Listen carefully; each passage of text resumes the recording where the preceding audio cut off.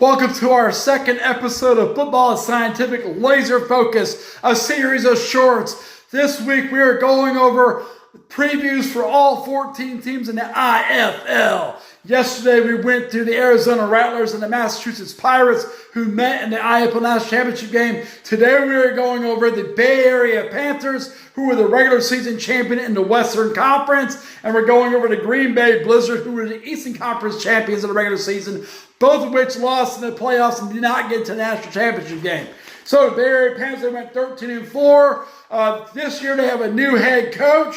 If you remember anything about the Panthers, 3 years ago, they were 1-9. They were an expansion team. They got Rob Keefe of the DC, who had won a championship in the Naz Wranglers, and they won an IFL National Championship. Boom. But then last year, they won the Western Conference trying to run it back, but then they got upset in the first round of the playoffs. They got knocked out. So they have a whole new coaching staff that got from NAZ Wranglers, okay? More NAZ Wranglers players, coaches, everything, okay? They have a new direction for what they're doing. They're looking to try and win another national championship, okay? They re-signed defensive back Joe Boucher, who should be a big-time player for them. They have a new quarterback. Last year, Daquan Neal was their quarterback, and he ended up going to the Quad City Steamrollers.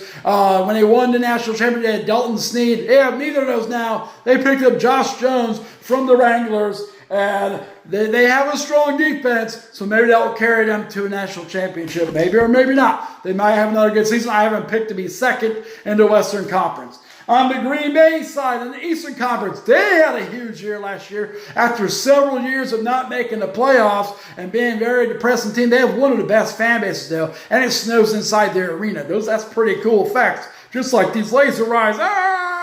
Okay, the Green Bay Blizzard last year had a breakout season. They were 14-4. They won the Eastern Conference.